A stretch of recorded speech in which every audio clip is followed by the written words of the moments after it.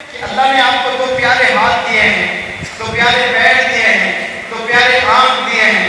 اس وقت میں اگر آپ سے پوچھوں کہ آپ کی ایک آنکھ اللہ چھیننے والا ہے، کون سی آنکھ دو گے؟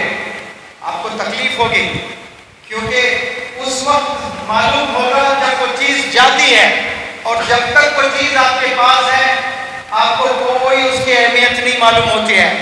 اچانک امیجن کریں رات میں آپ سوئے ہوئے ہیں اور صبح نیند سے بیدار ہوئے اور آپ کے دو ہاتھ نہیں ہیں۔ آپ سب میرے ساتھ ہیں؟ سن رہے ہیں آپ سب لوگ؟ مجھے دو ہاتھ آپ کے نہیں ہیں، نیند سے بیدار ہوئے اور آپ اٹھ کر واش روم میں گئے، واش روم کھولنے کی کوشش کی، دو ہاتھ نہیں ہیں، لیکن بڑی تیزی سے پیشاب آ رہا ہے۔ آپ پیر سے لات مار کر دروازہ کھولے اور گئے واش روم، پیشاب پخانے سے فارغ ہوئے، لیکن دھونا ہے، صاف کرنا ہے، پتلون اتارنا ہے، کنگھی کرنا ہے، آنکھ میں میل ہے، میل نکالنا ہے، کبھی پیٹھ ایسے کھجاتی ہے، کھجانا ہے۔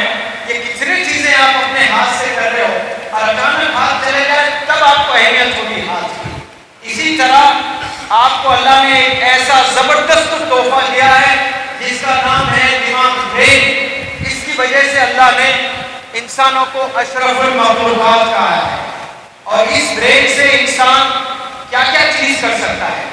پرندے اڑتے ہیں، انسان نہیں اڑ سکتا ہے، لیکن انسانوں نے ہوا میں اڑ کر دکھایا ہے۔ مچھلیاں سمندر میں ایک کنارے سے دوسرے کنارے تک جا سکتی ہیں، انسان کبھی تصور بھی نہیں کر سکتا ہے، لیکن کشتی بنا کر ایک کنارے سے دوسرے کنارے تک جا کر پروف کیا ہے۔